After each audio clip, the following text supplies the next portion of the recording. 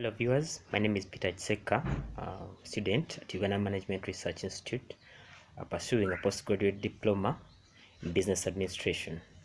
I'm here with my team to discuss the methods that are used by organizations to procure supplies, consultancy services, non-consultancy services, and works.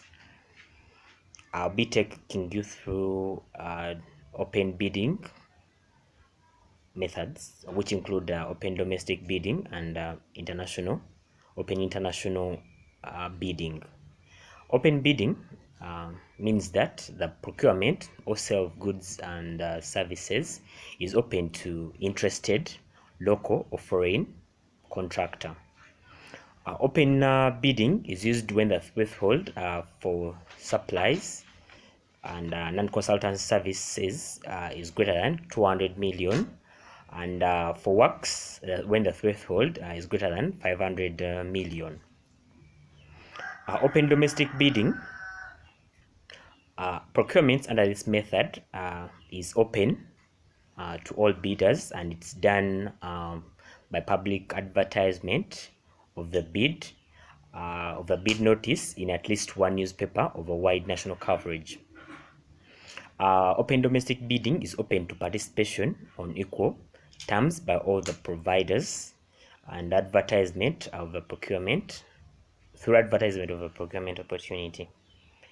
The method is used to obtain maximum possible competition and value for money. This method is open to even the foreign or international bidders.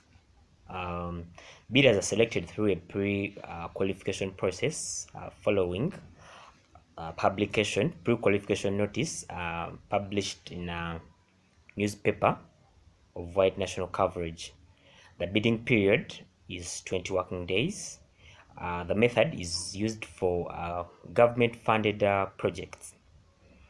Under international bidding, the procurement method is open to participation on equal terms by all providers through advertisement of the procurement opportunity, which specifically seeks to attract foreign providers or contractors. Open international bidding is used to obtain maximum possible competition and value for money, where the national providers may not necessarily make this achievable.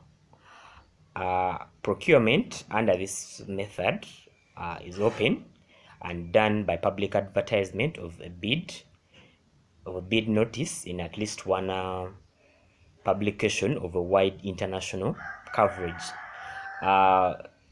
Bidders may be selected through a pre-qualification process following a publication of a pre-qualification notice in at least one publication of a wide international circulation. This method is used for bidding for projects that are funded by the World Bank.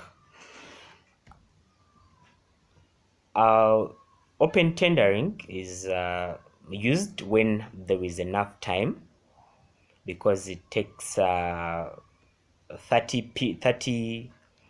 working days for international bidding and 20 working days for domestic open bidding. This method is also used when there is competition for a project in order to achieve better prices. My other colleagues are going to take you through the other methods.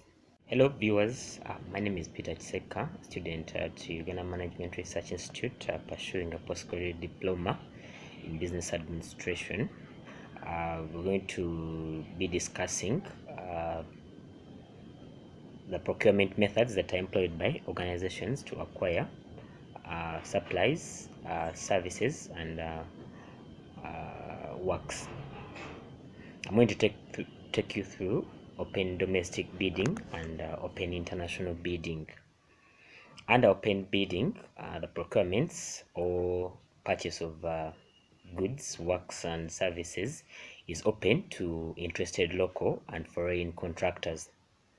Open tendering or bidding is used when the threshold for supplies and non-consultant services is greater than 200 million, and for works when the threshold is greater than 500 million.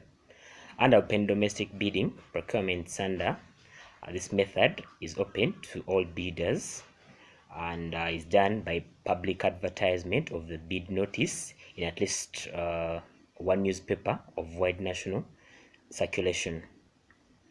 Open domestic bidding is open to participation on equal terms by all the providers through advertisement of the procurement opportunity. The method is used to obtain maximum possible competition and value for money. Under this method, a foreign or international bidder is free to participate. Bidders are selected through a pre-qualification process following publication of the pre-qualification in a newspaper of a wider circulation. The bidding period is 20 working days. This method is normally used for projects that are funded by the government. Under open international bidding,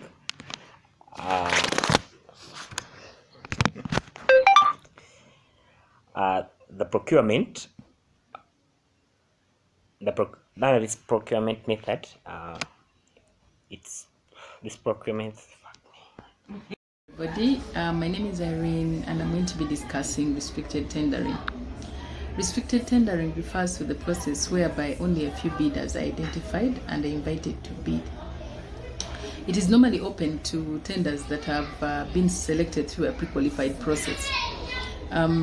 There are a number of reasons that are appropriate for the use of restricted tendering. Number one is that whenever the process is complex or the specialized nature of goods or service that you're looking for, is restricted tendering. Secondly, when the time and costs for examination and evaluation of the large number of tenders would not be equal to the goods that you're looking for, the cost of goods that you're looking for. Thirdly, when there are only a few known suppliers of the goods that you're looking for. Lastly, when the tender committee gives an approval and reasons in favor of using restricted tendering. Advantages that come with it is it restricts the number of organizations invited, making the tender evaluation more manageable.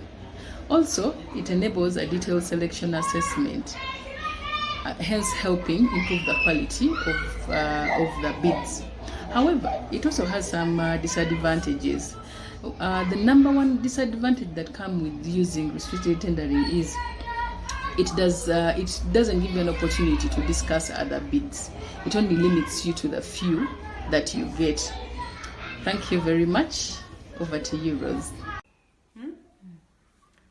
Hello, this is Rosa Duso. I'm discussing about direct procurement. I'll define it. Direct procurement is the process through which procuring agencies acquire their goods and services, raw materials, works, resources from one bidder without having to receive bids from other bidders or suppliers. Direct procurement should be used under circumstances that fully observe rules and regulations of bidding competition among bidders. Direct procurement should be used when there are no responsive bids that are received in response to the competitive bidding. It should be used when there are unforeseen circumstances that organizations face, for example, COVID-19 outbreak. It should be used when there are additional supply of goods and services that are needed by the organization. It should also be used when the company is procuring a prototype or first-time product or good services from a research institute. Direct procurement should also be used when there are price negotiations needed or required. Direct procurement has some advantages. For example, direct procurement helps organizations to build long-term strategic relationships with their suppliers. It helps them in cost management, inventory management, building company structures.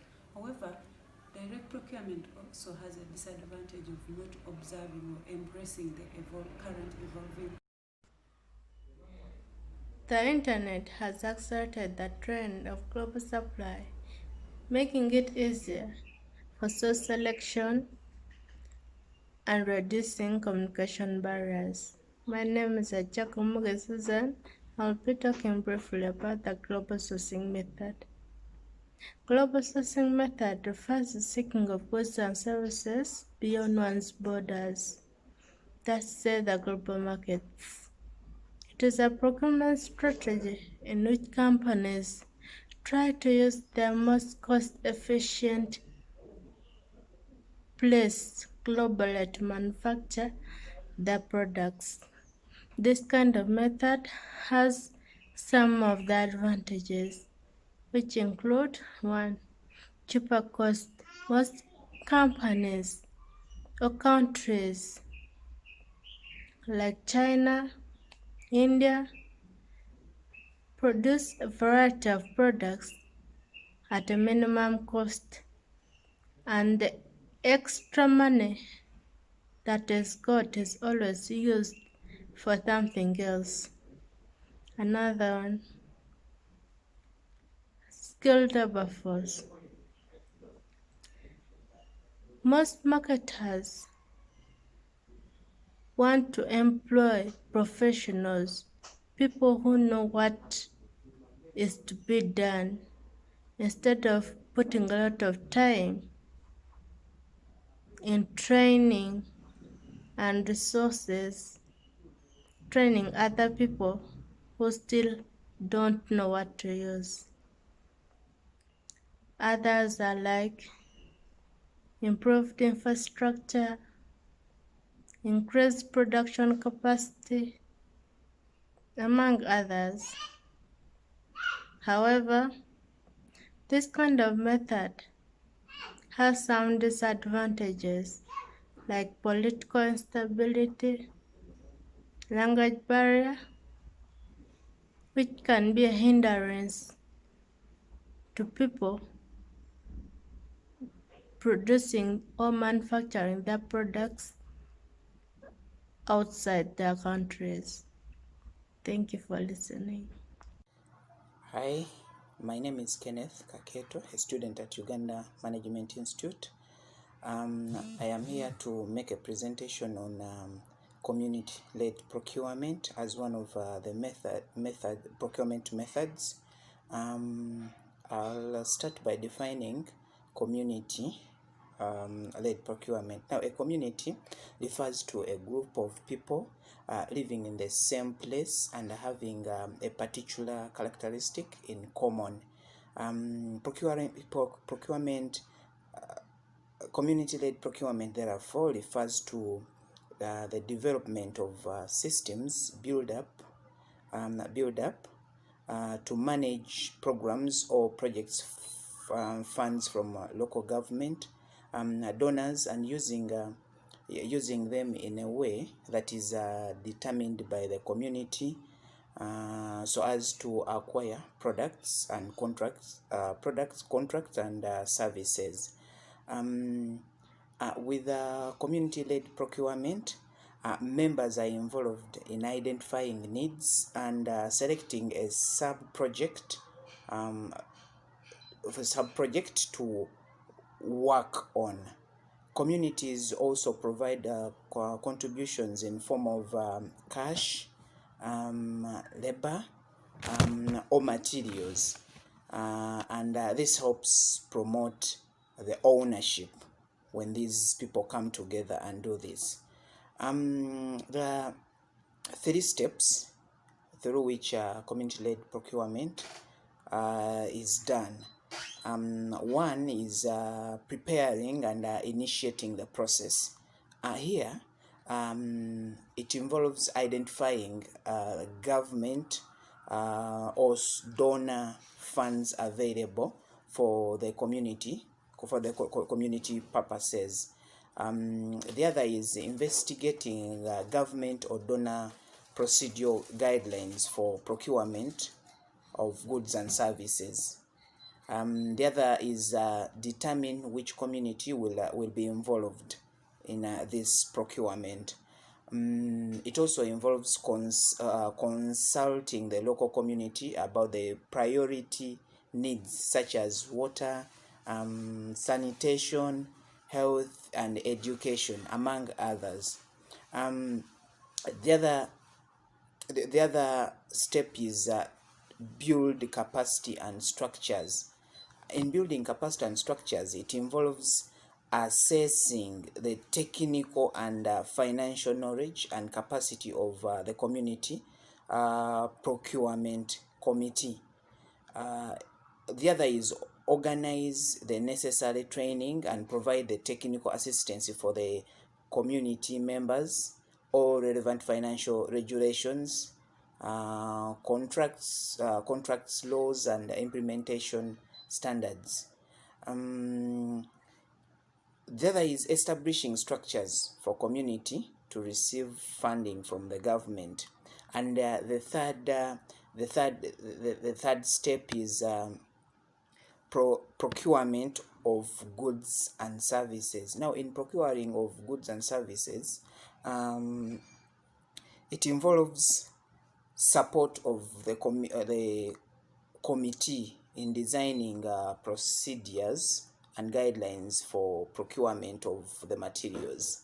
It also involves establishing clear policies for competitive and open bidding by suppliers and contractors. It also involves preparing draft contracts and that clearly define standards for the product and services. Now, why community-led procurement? Community-led procurement has the following benefits. It promotes community dialogue and consensus building through information gathering. It also strengthens citizens' voice and community empowerment. Community-led procurement helps in educating the community on the available budget and establishes realities. It also helps in building technical capacity for both local communities and local government officials. Community-led procurement also results into greater transparency and accountability in procurement practices. It also helps curb corruption and wastage. On the other hand, community-led procurement has a method, has also challenges. It's viewed as a new concept and initiative for local government, and hence no proper structures are in place. So with community-led procurement, government officials in the first place see it as a threat. They are seeing it as a threat to the entire the old procurement processes that have been in existence. So it's seen as a threat. So it has so many. They are fighting it, I should say. Thank you.